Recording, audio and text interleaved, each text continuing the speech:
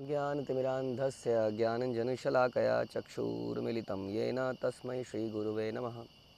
श्रीचैतन्यमनोभीष्टं स्थापितं येन भूतले स्वयं रूपः कदा मह्यं ददाति स्वपदान्तिकं। वन्देऽहं श्रीगुरौ श्रीयुतापदकमलं श्रीगुरून् वैष्णवांश्च श्रीरूपं साग्रजातं सहगण रघुनाथान्वितं तं सजीवं साद्वैतं सावधूतं परिजनसहितं कृष्णचैतन्यदेवं श्री राधा कृष्ण पादान सहगण ललिता श्री विशाखान्वितांश्च।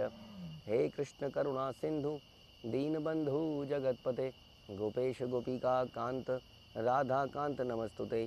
तप्त कांचन गौरांगी राधे वृंदावनेश्वरी वृषभानुसुते देवी प्रणमामि हरिप्रिये।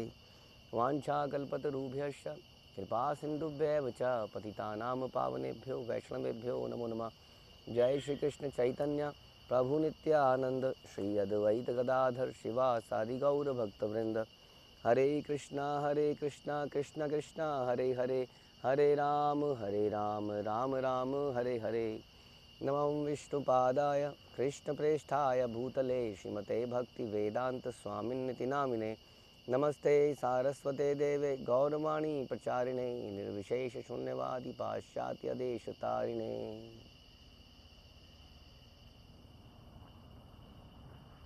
जय जय श्री चैतन्य जयो नित्यानंद जय अद्वैत चंद्र जय गौर भक्तवृंद। जय जय श्री चैतन्य जयो नित्यानंद जय अद्वैत चंद्र जय गौर भक्तवृंद। जय जय श्री चैतन्य जयो नित्यानंद जय अद्वैत चंद्र जय गौर भक्तवृंद। श्री चैतन्य मंगल आदि लीला पौगंड लीला प्रयास संख्या 33।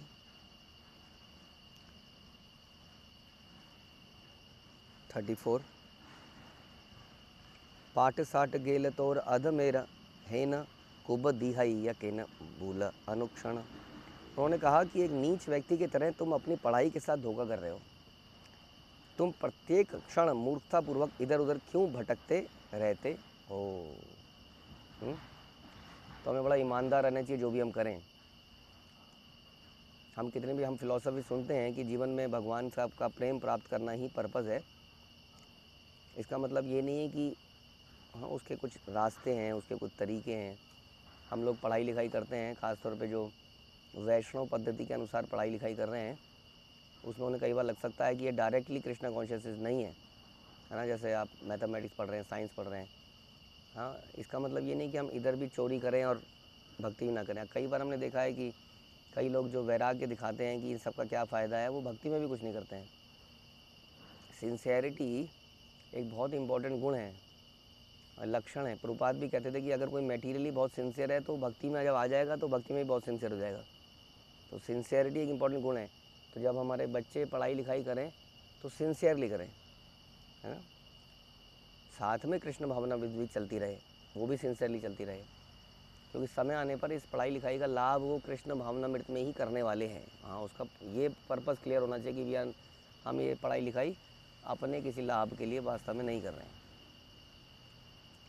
नहीं तो होता क्या है कि हम समय भी लगाते हैं और समय वेस्ट जाता है, उसमें अपना 100% भी नहीं देते हैं और समय वेस्ट। तो जगन्नाथ मिश्र ने डांट लगाई कि तुम एक नीच व्यक्ति की तरह अपने पढ़ाई के साथ धोखा कर रहे हो, इधर उधर भटकते रहते हो। ब्राह्मण कुमार हैया नाही का आचार इहार उचित फल दिए ता तुम्हारा व्यवहार एक ब्राह्मण पुत्र जैसा नहीं है, अब मैं तुम्हारे कर्मों का उचित फल दूंगा। तो ब्राह्मण का जो कार्य है ना, पठा पाठन यजा याजन, उसका तो कार्य यही है कि वो बैठा रहता है बहुत लंबे लंबे समय तक अपना साधना करने के लिए, है ना, ग्रंथों को पढ़ने के लिए। इसलिए कई बार ब्राह्मणों का पेट बाहर निकल आता है वो केवल खाने की वजह से नहीं निकलता है। ब्राह्मण कब भी खाए, क्योंकि वो पूरे न क्षत्रिय है और क्षत्रिय का काम ही फील्ड में है।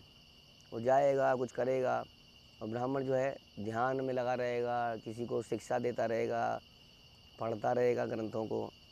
तो ऐसा ब्राह्मण का व्यवहार है, धीर, हाँ, शांत। तो इस कारण से वही बता रहे हैं कि तुम्हारा व्यवहार तो ब्राह्मण जैसा नहीं है। अब ब्राह्मण ये तो स्वयं भगवान है, हाँ, सारा संसार इनके पीछे भाग रहा है और ये पकड़ में नहीं आ रहे हैं, तो ये कितने तेज होंगे। इसलिए वो ब्राह्मण के पूजनीय है वास्तव में। यह बलि जगन्नाथ हाथे छाट धरी तर्जन करी ते सची तार हाथे धरी। ये कथन बोलते हुए जगन्नाथ मिश्र अपने हाथ में छड़ी लेकर भगवान को मारने के लिए चल पड़े। उन्हें डांटते हुए सची देवी ने जगन्नाथ मिश्र का हाथ झपटा। तो कृष्ण लीला में जब यशोदा माँ ने भगवान को बांध लिया, तब नंद बाबा ने यशोदा माँ को डांट फटकार लगाई। हाँ, छोटे से बच्चे को बांध दिया है और आके उन्होंने ही वास्तव में खोला ओखल बंधन से भगवान को। यहाँ पर उल्टा हो रहा है, यहाँ पर जगन्नाथ मिश्र छड़ी लेकर भगवान को मारने के लिए भाग रहे हैं और सची देवी ने उनका हाथ पकड़ लिया। ना मारी हा पुत्र मोर ना खेली बेयार, सर्वदा पड़ी बे काछे था किया तो मार। कि मेरे पुत्र को मत मारो, वह कभी नहीं खेलेगा, आज के बाद ऐसा नहीं करेगा, वो तुम्हारे साथ रहेगा, हमेशा पढ़ाई करेगा, मारो मत उसको। विश्वम्भर स्थानधइला जननी रखोले, ना खेली बे धीरे धीरे बोले। भगवान विश्वम्भर भी अपनी दौड़ कर अपनी माता के आलिंगन हो गए, मिल गया सहारा। हाँ, अक्सर ऐसा होता है, जब एक माता पिता में से कोई एक डांट रहा होता है तो दूसरा सपोर्ट के लिए आ जाता है, विच इज़ ओके ऑल्सो। और समटाइम्स पे प्रॉब्लम भी हो सकती हैं। सपोर्ट तो हम कर सकते हैं, बट इसी भाव में कि जो समझाया जा रहा है वो समझ में आए। ये नहीं कि तुम तो बेमतलब में डांटते रहते हो, तुम्हें तो इसमें कमियां ही दिखती हैं, तुम्हें सब में, बाकी लोगों में कमियां नहीं दिखती, बाकियों के बच्चों में कमियां नहीं दिखती, बेड़ा गर्क हो जाता है सारा काउंसलिंग का। तो यहाँ पर भी देखिए वो समझा रही हैं, रक्षा कर रही हैं बच्चे की। और अल्टीमेटली मारना तो पर्पज़ था ही नहीं ना। तो यहाँ पर डराया एक ने, दूसरे ने प्यार दिया, लेकिन दोनों ने एक ही बात बोली कि तुम्हें पढ़ाई लिखाई पे ध्यान देना पड़ेगा। तो कह रही नहीं नहीं नहीं, नहीं खेलेगा नहीं। अब यहाँ पर सचिनंदन निमाई को भी समझ में आ गया कि करना तो ये पड़ेगा इसका मतलब। तो क्या बोले, धीरे से आलिंगन कर लिया माता को, बोले धीरे से, मैं नहीं खेलूँगा, मैं नहीं खेलूँगा। बोल दिया उन्होंने, हो गया काम पूरा। जगन्नाथे पाछे करी पुत्र आगुलिया, ना मारी हा पुत्र मोरा महिला डराइया। अपने पुत्र का आलिंगन कर सची माता ने श्री जगन्नाथ मिश्र को पीछे किया और कहा, मेरे पुत्र को मत मारो, वह आपसे डर के मर रहा है। यह बली सची देवी पुत्र करी कोले, वयान मुछाए अंग वसन अंचले। ये वचन बोलते हुए सची ने अपने पुत्र को अपनी बाहों में आश्रय दिया और उन्होंने अपने वस्त्र के छोर से अपने पुत्र के नेत्रों तथा अंगों से अश्रुओं को पहुँचा। लेकिन जैसा हमने कहा कि कहीं ना कहीं वो सीख भी दे दी गई। अभी हम एक नॉर्मल साधारण व्यक्ति के उसमें बात कर रहे हैं, ना कि भगवान के। लेकिन हमने पहले भी सुना था कि भगवान को ये डांट फटकार भी अच्छी लगती है, क्योंकि उन्हें डांटने वाला कोई है ही नहीं दुनिया में। कोई भी नहीं है। वो माता पिता भी इसीलिए धारण करते हैं। हम सुनते हैं कि जो नरसिंह अवतार से पहले के जो 10 अवतारों की कहानी बताई जाती है, मत्स्य अवतार, वरा अवतार, कूर्म अवतार, और नरसिंह अवतार, इन अवतारों में तो माता पिता है ही नहीं। तो कौन है डांटने वाला? नरसिंह भगवान आए, फाड़ा फूड़ा और चले गए, कौन बोले उनको कि भैया तुमने ऐसा क्यों किया या क्या किया, है ना। वैसे ही वरा अवतार आए, इन सब ने तो माता पिता की डांट फटकार के लिए ही वो आए थे। तो वो एक अलग भाव है। ना पढ़ू का मूत्र मोर हऊ का मूरख, ना पढ़ू का पुत्र मोर हऊ का मूरख, मूरख हई शत वरिष जीयुक। मेरा पुत्र ना पढ़े, उसे मूर्ख बन जाने दो, मूर्ख बना रहे, किंतु 100 वर्ष जिए। हाँ, ये माँ का दुलार यहाँ पर आया है बीच में। सुनिया सचीरवाणी मिश्रपुर अंदर, कही ते लागिया किछु सक्रोध उत्तर। मूरख हईला पुत्र जीवे के केमने, केमने ब्राह्मण ही आए कन्या दिव्य दाने। सची देवी के पुत्र, अब जब ये वाली बात सची देवी, अभी तक तो सची देवी ठीक बोल रही थी, अब जब ये बोल दिया तो ये क्रोध में आके जगन्नाथ मिश्र ने कहा, यदि हमारा पुत्र मूर्ख रहेगा तो अपनी जीविका कैसे कमाएगा? कोई भी ब्राह्मण उसे अपनी पुत्री क्यों देगा? और कृष्ण भक्तों भावनामृत में हमें सोचना चाहिए कि हम लोग प्रचार कैसे करेंगे, हम लोग शास्त्र को कैसे बोलेंगे, है ना, कैसे लाइव एग्जाम्पल दे पाएंगे। तो इसलिए हमारी पढ़ाई लिखाई का पर्पज़ ये है, तो सिंसियरली उसको करा जाए। तो उन्होंने बोला कैसे उसका ये सब कार्य होगा? तबे जगन्नाथ देख के पुत्र बयान, पिता पाने चाहे पुत्र तरस नयान। फिर जगन्नाथ मिश्र ने अपने पुत्र के मुख की ओर देखा और भयभीत नेत्रों से भगवान गौर ने अपने पिता की ओर देखा। भयभीत थे, डरे थे। अंतरे पोड़ाए मिश्र बाहिर कठिन, फैली लहा तेरा छाठ प्रेम परवीण। जगन्नाथ मिश्र का हृदय जल रहा था, परंतु वे बाहर से कठोर थे, अब वे प्रेम से परिपूर्ण हो गए। अपने पुत्र को मारने के लिए उनका उठा हुआ हाथ अब नीचे हो गया और अपने हाथ की छड़ी फेंक दी। तो किसी के क्रोध को शांत करने के लिए यही तरीका है, शरणागति, हाँ, शांति। तो यहाँ पर निमाई ने बड़े ही भयभीत तरीके से, बड़े ही डरते हुए अपने पिता को देख रहे हैं। अब पड़ने वाली है ये छड़ी, मुझे पड़ने वाली है, ऐसे ही डर के बैठे हैं। सोचिए ये भगवान है, यमराज जिनके इशारों पर चलते हैं। तो अपने भक्तों के, इसलिए भगवान बोलते हैं अहम भक्त पराधीन। जब दुर्वासा ऋषि भगवान से बोलते हैं कि भगवान मुझे बचाइए, सुदर्शन चक्र से बचाइए, हाँ, तो भगवान बोलते हैं अहम भक्त पराधीन, ये सुदर्शन चक्र तुम्हारे पीछे इसलिए पड़ा है क्योंकि तुमने अम्बरीश महाराज का अपराध किया है। अब मैं यहाँ कुछ नहीं कर सकता, ओनली वो डिवोटी आपको बचा सकता है, तो आप उसके पास जाइए। तो पराधीन होने के ये एग्जाम्पल हैं। अर्जुन का सारथी बनना पराधीन होने का एक और एग्जाम्पल है। और यहाँ पर हाँ, इस प्रकार से भगवान अपने ही भक्त, अपने जो पिता के रूप में उन्होंने स्वीकार किया है, उनके एकदम से कि मेरी को पिटाई भी लग सकती है, डर के मारे देख रहे हैं। हाँ, जैसे कि हम सुनते हैं कृष्ण लीला में कि भगवान सिसकियाँ ले रहे हैं, सिसकियाँ ओखल बंधन में भयभीत है, माता छड़ी लेके भागी है। पहले तो डर के मारे भाग रहा है बच्चा, पकड़ में आ गया है, बांध दिया गया है, सिसकियाँ ले रहे हैं, ऐसे गले में सिसकियाँ लेते ना आदमी, ऐसे सिसकियाँ ले रहे हैं भगवान। सोचिए कौन ले रहा है सिसकियाँ। ये लीला जब देवता देखते होंगे तो उन पर क्या बीतती होगी, क्योंकि देवताओं की भक्ति तो ऑपुलेंस की है।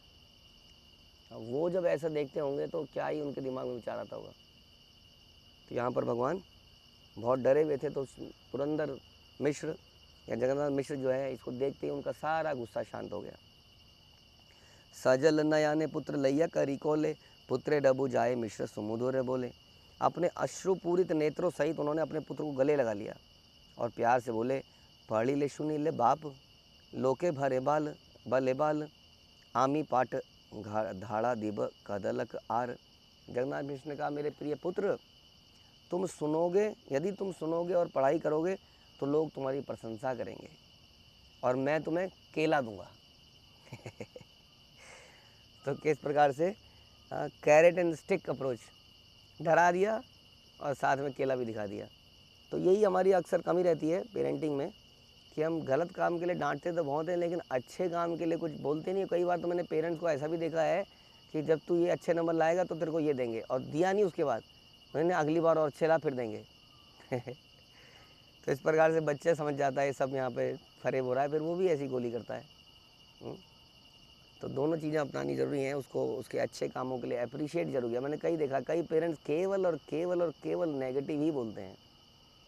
जब बोलते हैं तो उससे बहुत ज़्यादा लाभ नहीं होता है, सच बताएं तो। किसी को किसी के नेगेटिव बहुत ज़्यादा बताने से भी मैंने देखा है वो परिवर्तन आता नहीं है। मुझे लगता है कि अगर किसी को परिवर्तन करना है तो you should work one item at a time. हाँ, जब किसी को उसके 20 गलतियाँ बता दो ना तो वो भी होपलेस हो जाता है कि मेरा तो कुछ हो ही नहीं सकता, अब करना ही क्या है, मैं हूँ ही बेकार। और हम भी उस 20 चीज़ों पे काम कैसे करेंगे, किसी एक चीज़ पे पकड़ते हैं, पहले उस चीज़ पे काम, उस चीज़ के बारे में बोलते हैं कि देखिए जी आप सब बढ़िया कर रहे हैं, लेकिन ये जो थोड़ा सा है ना, ये सवेरे उठने का कोई समस्या है, इसको ठीक कीजिए। हाँ, फिर धीरे धीरे नेक्स्ट पे, तो उसको भी लगता है कि मैं कुछ कर सकता हूँ जीवन में।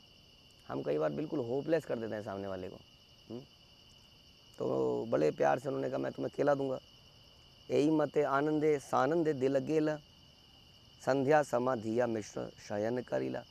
और इस प्रकार से उस दिन का शेष बचा समय प्रसन्नतापूर्वक बीता।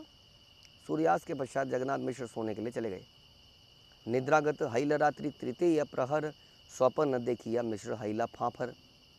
अब रात्रि के 9वें घंटे में, हाँ, तीन घंटे का एक प्रहर होता है, तो तृतीय प्रहर हो गया 9वां घंटा। तो 9वें घंटे में उन्होंने एक स्वप्न देखा। जगन्नाथ मिश्र ने स्वप्न में देखा कि अब वे विपत्ति में पड़े थे। क्या हो गया उनके साथ? रात्रि सुप्रभाते उठी डाकिल सवारे, स्वप्न एक देखी आछी कही सभा करे। सूर्योदय होने पर वो उठे और सब लोगों को बुला लिया और सबको बताया कि मैंने आज एक स्वप्न देखा। क्या देखा? देखिला ता एक द्विज पुरुष विशाल, दिन कर किरण वर्ण उजियार। स्वप्न में मैंने एक महान ब्राह्मण को देखा, वह सूर्य के समान तेजोमय था, रत्न अलंकार से भूषित दिव्य देह, नीरखीना पारी झल मल कर देह। उसका वैभवशाली शरीर रत्नों से रत्न से आभूषणों से सुशोभित था। ब्राह्मण का बहुत सारे ज्वेलरी पहन रखी थी। मुझ में तो उसकी और देखने की क्षमता भी नहीं थी, इतना तेज़, इतना चमक निकल रही थी, महान कांति का निवास लग रहा था, मैं देख भी नहीं पा रहा था उस ब्राह्मण को। ऐसा जगन्नाथ मिश्र ने कहा। बलिल अमारे मेघ गंभीर वचन, तुमी मोर निज पुत्र करिमान कहने। गरजते हुए बादलों जैसी आवाज़ में उन्होंने कहा, मैं आपका पुत्र विश्वंभर हूँ, तुम मेरा सम्मान क्यों नहीं करते हो? हाँ बहुत ब्राह्मण, बहुत ही तेजोमय रूप में, यानी कि भगवान के कांति के रूप में वो स्वप्न में आए जगन्नाथ मिश्र के, तुम मेरा सम्मान क्यों नहीं करते हो? आमी देव नारायण इह नहीं जान, केवल आपन सुत करी के न मान। मैं परम पुरुषोत्तम भगवान हूँ, क्या तुम ये बात नहीं जानते हो? तुम ऐसा क्यों सोचते हो कि मैं केवल तुम्हारा पुत्र हूँ? पशु न जानाए स्पर्श मणिर परश, पुत्र ज्ञाने जान मोरे यही बड़ साहस। एक पशु यह नहीं जानता कि स्पर्श मणि रत्न को छूने से क्या फ़ायदा होता है। आप सोचते हैं कि मैं आपका पुत्र हूँ, यह आपका आत्मविश्वास है, आपकी सोच है। मैं तो परम पुरुष हूँ। सर्व शास्त्र जानी आमी सर्वदेव गुरु, आम पढ़ाई ते कहने हाथे छाट घरू। मैं समस्त शास्त्रों का ज्ञाता हूँ, समस्त शास्त्रों का निर्माता हूँ, मेरे में से शास्त्र निकलते हैं, मैं समस्त देवी देवताओं का गुरु हूँ। अब मुझे पढ़ाई करने के लिए बाध्य कर रहे हैं आप, और छड़ी दिखा रहे हैं, मुझे मार के चोट पहुँचाएंगे? हाँ, पढ़े लिखे को पढ़ाएंगे? ए छन स्वप्न आज ही देखी या चिया में, सही अवधि मोर हिया कर की जानी। मैंने ये स्वप्न, जगन्नाथ मिश्र कह रहे हैं, सबको कल देखा रात को, और मेरा हृदय समझ नहीं पा रहा इसका मतलब क्या है। सची अति हृष्ट मन आर सर्वजन, सबे निरखये गौरा चांदेरा वदन। प्रसन्नचित सची देवी तथा अन्य सभी लोगों ने भगवान विश्वंभर के मुखमंडल की ओर एक टक देखा। देख रहे हैं, फिर से देख रहे हैं, ये लड़का क्या चीज़ है? वो बैठा है जैसे कोई बात ही ना हो। सची जगन्नाथ कोले करे ही अभरी, अमर तनया विश्वंभर गौर हरि। सची देवी तथा जगन्नाथ मिश्र ने आनंद से परिपूर्ण अपने हृदय सहित अपने पुत्र को गले लगा लिया और बोले, हमारा पुत्र विश्वंभर गौर हरि है। ये हरि है, गौर वर्ण का हरि है। अनंत महिमा यार वेद नहीं जाने, शिव सन कादि यार ना पाए ध्याने। इसकी महिमा का कोई अंत नहीं है, वेद भी नहीं जानते कि इसका अंत कहाँ है। शिवजी, सनक कुमार, समस्त देवतागण, साथ व साधु जन भी अपनी ध्यान समाधि में उनकी महिमा के अंत को जानने की क्षमता नहीं रखते। हेन महा महत्व महिमा जाने ये बा, मोर पुत्र हैया जन्म गौर देवा। उनके महानतम गौरव या यश को कौन जानता है? इस गौर वर्ण दिव्य पुरुष ने हमारे पुत्र के रूप में जन्म लिया है। बलिते बलिते स्नेह वात्सल्य हईला, ऐश्वर्य यतेक भाव सब दूर गेला। और बोलते बोलते बोलते क्या हुआ? सची देवी जगन्नाथ मिश्र ने अपने पुत्र के प्रति प्रेम का अनुभव किया। यानी कि सुन रहे हैं कुछ और, चर्चा हुई कि मैं भगवान हूँ, मैं पुरुष हूँ, लेकिन भाव धीरे धीरे कहाँ चला गया, ये भगवान है, ये पुरुष है, ओके बढ़िया, हमारे घर में हमारा बच्चा बन के आ गया है।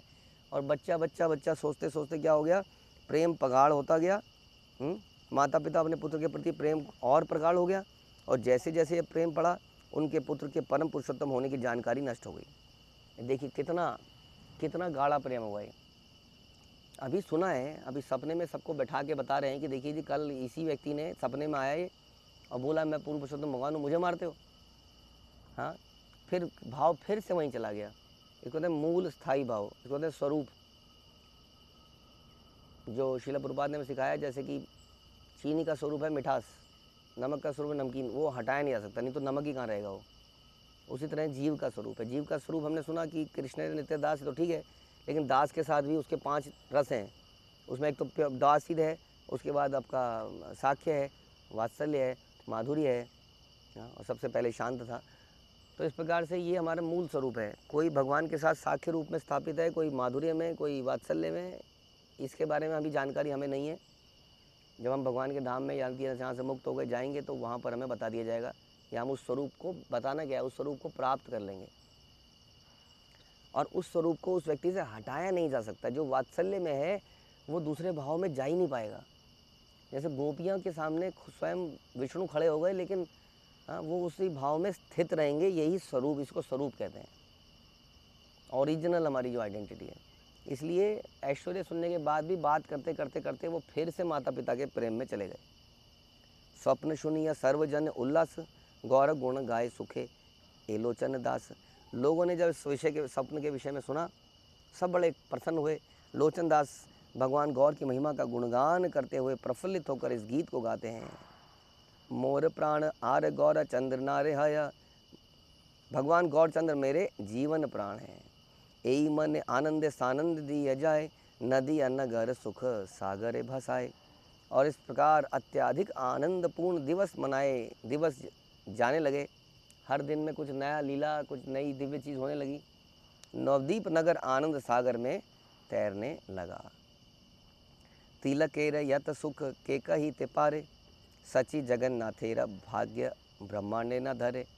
उस आनंद के एक तिल के बीज के बराबर अंश का वर्णन करने की क्षमता किस में है? इन आनंदों को महसूस किया जा सकता है। अगेन ये एक लिटरेचर में एक इसको पढ़ के वो लाभ नहीं मिलेगा, हमें थोड़ा उसमें डूबना पड़ेगा। ये एक लिटरेचर नहीं है जिसको पढ़ के हम उसको रट लें कि ये लीला हुई थी, इतने बजे लीला हुई। तो हम अपने बच्चों को भी ये चैतन्य लीला सिखा रहे हैं, कृष्ण लीला सिखा रहे हैं, पढ़ा रहे हैं। उसका पर्पज़ यही कि अभी हो सकता है भाव ना जगे, लेकिन अगर ये लीलाएं उन्होंने बचपन में सुनी होंगी तो आगे जाके इसमें भाव ला पाएंगे। नहीं तो हमारा अधिक समय बड़े होने के बाद इन लीलाओं को जानने में लगता है। तो जब जानते हैं पहली बार शायद उतना भाव पैदा नहीं होता है, क्योंकि पहली बार तो हमारा दिमाग इन्फॉर्मेशन कलेक्ट करने में रहता है। अगली बार जब सुनता है तो वो इन्फॉर्मेशन ऑलरेडी कलेक्टेड होती है, अब वो उसके अंदर की बातें सोचने में सक्षम होता है डीप में। हाँ, इसी तरह से हम श्लोकों को रटते हैं तो पहले रटते हैं या आरतियों को रटते हैं, बाद में जब रटी हुई आरतियाँ होती हैं उनके भाव में जाने को हम कोशिश कर पाते हैं। अब जब 60-70 साल में आरतियाँ पहली बार रटेंगे तो फिर बड़ा मुश्किल हो जाएगा। हाँ, तो इसलिए इसको कोई समझ नहीं सकता, इसको बताने की क्षमता किसनी है, इसको महसूस किया जा सकता है। संपूर्ण भौतिक जगत में सची माता और जगन्नाथ मिश्र के समान भाग्यशाली कोई था ही नहीं। एक दिन व्यस्येर अंगे अचंभित, जगन्नाथ देखिल तनय सुचरित। एक दिन अचानक जगन्नाथ मिश्र ने अपने मित्रों के संग इस बात पर ध्यान दिया कि उनका पुत्र अत्यंत अनुभवी व योग्य हो गया है। कई बार कोई बताते हैं ना, अरे तुम्हारा बेटा बड़ा समझदार है, और माता पिता जब दूसरों से सुनते हैं तब उन्हें रियलाइज़ होता है अच्छा। अब खुद तो लगता है नहीं, जैसे हर माँ कहती है बड़ा कमज़ोर हो गया है, अब मोटा होके पर हाथी क्यों ना बन जाए, बड़ा कमज़ोर हो गया है। माता पिता को लगता है हमारा बच्चा मूर्ख है। कई बार बाकी लोग बताते हैं तुम्हारा बच्चा बड़ा सयाना हो गया है। हाँ, तो इस प्रकार का विचार आने लगे। नवम वरिष्ठ पुत्र योग्य सुसुमय, उपवीत दिव बलि चिंतिला हृदया। उन्होंने अपने मन में विचार किया मेरा पुत्र 9 वर्ष का हो गया है, वह अत्यंत योग्य हो गया है। सोचिए 9 वर्ष का बच्चा अत्यंत योग्य, यानी कि हमारा लगभग 3rd क्लास का बच्चा योग्य हो गया है। अभी 3rd क्लास के बच्चे को दूध में चीनी घोल के देनी पड़ती है, फिर वो खाता है। फिर कोई उसको होमवर्क कराता है, बेटा कर ले, फिर कोई उसको पढ़ाता है, बेटा वो आलू वहाँ से ले आ, मैं बिज़ी हूँ, मैं पढ़ाई कर रहा हूँ। हाँ, फिर आलू लेके, अरे तू तो पढ़ नहीं रहा है। तो बच्चे हमारे थोड़े नटखट रहते हैं, या ये कहिए गैर जिम्मेदार भी रहते हैं। लेकिन यहाँ बता रहे हैं कि 9 वर्ष का पुत्र जो है अत्यंत योग्य हो गया है। एक शुभ घड़ी देखकर मैं उनको जनेऊ प्रदान करके उसका यज्ञोपवीत संस्कार कर दूंगा। घरे आसी सची संग युकति करिला, देवज्ञ अनिया शुभ दिन से रचिला। उन्होंने घर लौटकर सची को इसका वर्णन किया। उन्होंने एक ज्योतिषी को अपने घर में बुलाया और एक शुभ दिन का चयन किया। फिर से एक और उत्सव, यज्ञोपवीत हो गया जनेऊ, तो जनेऊ पहनाना, हाँ, ब्राह्मण, उसके कुछ और रीति रिवाज ऐड हो जाएंगे, यानी कि वो 9 साल का बच्चा उन सब चीज़ों को करने में सक्षम हो चुका है। इतनी उसने जिम्मेदारी ले ली है। इष्ट कुटुंब आनी निवेदिल कथा, आज्ञा कर दिव विश्वम भरेर पाईता। उन्होंने अपने सगे संबंधियों को निमंत्रण भेज दिया, जिससे यह सूचना दी गई जिसमें कि मैं विश्वम्भर को जनेऊ प्रदान करूंगा और उसका यज्ञोपवीत संस्कार करूंगा। यानी कि सारे, जैसे हम लोग व्हाट्सएप ग्रुप में डाल देते हैं, कहीं कहीं किसी मैसेंजर को भेजा, इस गांव में उस गांव में आइए जी, इस तारीख को फलाना तारीख को आइए, हमारे यहाँ प्रसाद पाइए, ये उत्सव है। मिश्राचार्य आनय ख्यात ये पंडित, यज्ञ कर्म जाने यही जाने ये विदरिता। जगन्नाथ मिश्र भगवान अद्वैत आचार्य उनके जी को अपने घर में ले आए जो वेदों में तथा यज्ञ करने में एक प्रसिद्ध विद्वान पंडित थे। तो अद्वैत आचार्य आए यज्ञ पवित का यज्ञ करने के लिए, उसको जनेऊ पहनाने के लिए, जो भी रीति रिवाज है उसको करने के लिए। हाँ, किसको पहनाएं, किसके लिए करेंगे? जो उनके भगवान हैं। तो अद्वैत आचार्य के बुलाने पर निमाई आए और उन्हीं निमाई का यज्ञ पवित्र के जो यज्ञ संस्कार होगा वो खुद ही अद्वैत आचार्य करेंगे। गुवा का चंदन माला ब्राह्मण दिला शत शत कुल वधु सिंदूर परिला। जगन्नाथ मिश्र ने ब्राह्मणों को पान सुपारी चंदन हार भेंट किए, सैकड़ों साध्वी स्त्रियों को लाल सिंदूर लगाया गया। खदी कद लक आर तेल हरिद्रा प्रत्येक सब आरे दिल सची सुचरित्रा। साध्वी सची माता ने प्रत्येक अतिथि को खादी, केले, तेल और हल्दी की भेंट करी। तो ये गिफ्ट हुआ करते थे। वो सॉफ्ट टॉय या कोई चाबी वाला या वटेवर नहीं है, देखिए। और वास्तविक चीज़ें, इंसान की ज़रूरतें भी यही चीज़ें देखा जाए तो। हाँ, क्या दे रहे हैं गिफ्ट में? सोचिए, हल्दी। आपने सोचा किसी घर में बच्चे का जन्मदिन और आप हल्दी लेके जा रहे हैं? हल्दी, तेल, केले और खादी, खादी का कपड़ा, हाँ, ये भेंट किया। शंख दुदुम्भी बाजे हुला हुली जय शुभ आदिवास करे गोधूली समय। वहाँ जय जयकार का कोलाहल मचा हुआ था। शंखों की ध्वनियाँ गूंज रही थी, चारों ओर मधुर सुगंध फैली हुई थी। सूर्यास्त के समय अधिवास उत्सव मनाया गया। तो बड़ा धूमधाम था। ऐसे उत्सवों का बड़ा उत्साह रहता था लोगों को। कहीं तो कोई तो ऐसा उत्साह हो, मिल बैठ के गाएंगे, भजन करेंगे, प्रसाद पाएंगे, तो उत्साहित लोग रहते थे। अब लोग ऑफिस के ट्रैवलिंग में आने जाने में निरुत्साहित हो जाते हैं। तो फिर उन्हें वेट करना पड़ता है। एक ही दिन हमारे जीवन में हॉलीडे, विच इज़ रविवार, एक यही दिन बचा है। लोग कहते हैं भाई इस दिन कर लो जो करना है, तो मजबूरी है। बाकी दिन तो बिल्कुल पिटे हुए आते हैं, तो क्या नाचेंगे। तो ऐसा उस वक्त नहीं था। हम देखते थे हमारे बचपन में भी लगभग हमारे माता पिता 4-5 बजे घर पहुंच जाते थे, पिताजी जिसके भी जॉब करते थे, और बहुत समय हुआ करता था जीवन में। तो जो भी है, ये लोग बड़े उत्साहित थे। ब्राह्मणे मंगल पढ़े भाटे राय बार आशीर्वाद कैल सब ये विधि आचार। ब्राह्मणों ने मंगल श्लोकों का उच्चारण किया, कवियों ने कविता का पाठ किया, उन सब ने आशीर्वाद दिए। इस प्रकार से अनुष्ठान संपन्न किया गया। तो सबके आशीर्वाद से संपन्न किया गया। वही मुख्य चीज़ है कि सब लोग जो आए वो आशीर्वाद दें। हाँ, उसको रात्रि शुभ्र भाते उठी मिश्र पुरंदर नांदी मुख श्राद्ध विधि करीला सुंदर।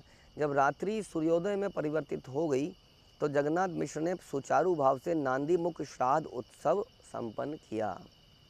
ब्राह्मणे पूजीला पाद्य आचमन दिया यज्ञ कर्म आरंभ बिला समय बुझिया। तो सबसे पहले उन्होंने ब्राह्मणों की उपासना करी, क्योंकि ब्राह्मण यानी कि वैष्णव कह लीजिए, भगवान को बहुत प्रिय हैं। हाँ, तो उनकी उपासना करी। उन्हें पाद्य आचमन, हाँ, यानी कि उनको जल दिए, पद प्रक्षालन के लिए, हाथ मुँह धोने के लिए आचमन दिया, ब्राह्मणों की पूजा करी और समय देखकर यज्ञ प्रारंभ किया। तो जितना भगवान इम्पोर्टेंट है, वैसे हम जानते हैं भगवान के भक्त वैष्णव भी उतनी इम्पोर्टेंस उन्हें मिलनी चाहिए उत्सवों में। उनका प्रॉपर आतिथ्य, उनका पूरा ध्यान रखना चाहिए वास्तव में, उससे भगवान प्रसन्न होते हैं। कई बार हमें लगता है कि भगवान हमें बहुत सारे वर दे सकते हैं। हाँ, वो हमें जन्म मृत्यु के चंगुल से उठा सकते हैं, हमारे ऊपर पड़ी हुई विपत्तियों को हटा सकते हैं। तो उनका तो हम बहुत ध्यान रखते हैं, लेकिन वैष्णव को उतना नहीं रखते। तो यहाँ यही बता रहे हैं कि उनका ध्यान रखा गया, उनका पूजा करी गई और फिर यज्ञ प्रारंभ हुआ। एथा सची देवी यत आहिया सुहीलैया पुत्र महोत्सवे बुले कौतुक करिया। जब सची देवी अपने पुत्र को लेकर आई तो उत्सवों में आश्चर्यजनक आनंद प्रवेश कर गया। हीरो ऑफ द सेरेमनी आ चुके हैं, अब सब बड़े प्रसन्न हो गए। नागरीरा गणयत गौरांगे बेड़ीला श्रीअंग मार्जन्ना करी बार मन कैला। नगर की स्त्रियों ने गौरांग को चारों ओर से घेर लिया और उनके श्रीअंग की मार्जना करने का विचार उनके मन में आया कि इनको थोड़ा सा रगड़ें। है ना, हल्दी से रगड़ते हैं, उससे उपटन से रगड़ते हैं। तो सबके मन में ये इच्छा आई कि भगवान को थोड़ा इनका मार्जन किया जाए, इनका अभिषेक किया जाए। तेला हरिद्रा विश्वम्भर अंगे दिला गंध आमा लकी दिया मस्तक माजिला। भगवान विश्वम्भर के अंगों पर तेल लगाया गया, सुगंधित तेल, हल्दी लगाई गई तथा उनके सिर पर सुगंधित आम्ल तेल का लेप करा गया। अभी 9 साल का बालक है, तो देखिए हल्दी यहाँ पर भी लगाई गई। हाँ, हल्दी, शुद्ध हल्दी, कोई नकली चीज़ नहीं लगा रहे यहाँ पर। तेल, हल्दी, सर पर सुगंधित आम्ल तेल का लेप किया गया। उसके बाद क्या किया? अभिषेक कराइला सुर नदी जले, आप नपा सरे सची आनंद हिल्लोले। फिर उन्होंने गंगा जल से उनका स्नान किया। आनंद रूपी लहरों में हिचकोले खाते हुए वे अपनी सुध बुध खो बैठी। कौन? सची देवी। सची देवी अपनी सुध बुध खो बैठी। इस प्रकार का उत्सव वास्तव में हम लोग भी जब भगवान का अभिषेक देखते हैं, हाँ, तो बड़ा आनंद आता है। जिस प्रकार से भगवान का अभिषेक होता है, ये भक्ति को बढ़ाता है, हमारे हृदय को सरल बनाता है। ये सारे उत्सव देखने चाहिए और ये उत्सव बड़े उत्साह से करने चाहिए, ऐसा शास्त्र बताते हैं। उत्सवों का पर्पज़ ही है उत्साह को बढ़ाना।